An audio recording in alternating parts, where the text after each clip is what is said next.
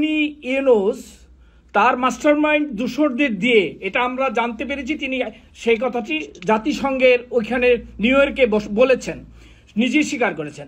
এই খুনি ইউনূস তার মাস্টারমাইন্ড দূষরদের দিয়ে বছরের পর চেষ্টা করে, ষড়যন্ত্র করে, বিভিন্নভাবে অর্থ ছড়িয়ে এবং নিরীহ ছাত্রদের মিথ্যা বলে বিভ্রান্ত করে এই একটি তথাকথিত আন্দোলন বা কি যেন বলে বিপ্লব ঘটিয়েছে। সেই বিপ্লবে আজকে সত্যিকার অর্থে সাধারণ ছাত্ররা সেই সত্যটা তাদের সামনে ভেসে এসছে। তারা বুঝতে পারছে যে তারা কত বড় ষড়যন্ত্রের শিকার হয়ে গণতান্ত্রিকভাবে নির্বাচিত এক সফল সরকার, যেই সরকারের নেতৃত্বে, যেই সরকারের মাধ্যমে বাংলাদেশ অদম্য গতিতে সমৃদ্ধির পথে যাত্রা শুরু করেছিল, সেই সরকারকে তারা হটিয়েছে ইউনূস গংদের মিথ্যা অপপ্রচার, মিথ্যাচার এবং ষড়যন্ত্রের বলি হয়েছে তারা। আজকে এই নিরীহ ছাত্ররা অনুতপ্ত, যার প্রকৃষ্ট প্রমাণ আমরা দেখতে পাচ্ছি বাংলাদেশে প্রতিটি বিশ্ববিদ্যালয়ে। এই তথাকথিত সমন্বয়কারী এই গোষ্ঠী, তারা যখন ওদিকে পা রাখতে চেষ্টা করে তারা যেতে পারে না, সব জায়গাতেই তারা দাওয়া খাচ্ছে। এই নিরীহ ছাত্রদের জন্য আপনার কি মেসেজ, এটা আমরা একটু জানতে চাই। ধন্যবাদ নেত্রী।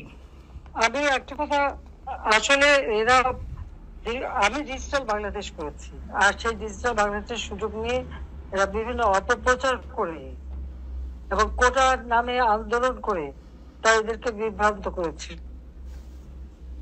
আজকে যারা আমি নিরীহ ছাত্রছাত্রীদের অভিভাবকদের, আমি কিন্তু আগেও বলেছিলাম, আমি যখন নেশনকে অ্যাড্রেস করি তখনও গার্জিয়ানদের বলেছিলাম যে এই আন্দোলন আপনাদের ছেলে মেয়েদেরকে আসতে দিয়েন না।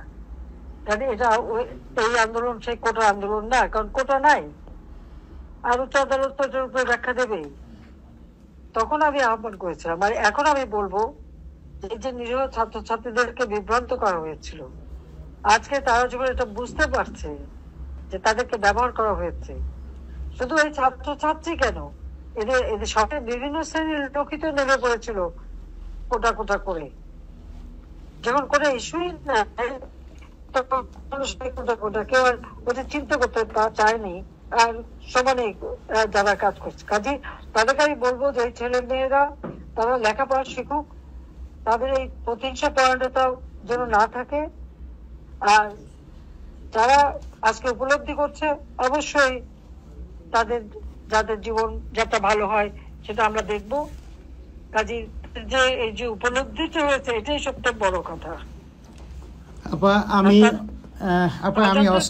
অন্যায়ের সাথে তারা জড়িত হয়ে গেছে, সেখান থেকে অবশ্যই তারা মুক্ত হোক, সেটাই আমরা চাই। তাদের জীবনটা সুন্দর হোক, সেটাই আমরা চাই।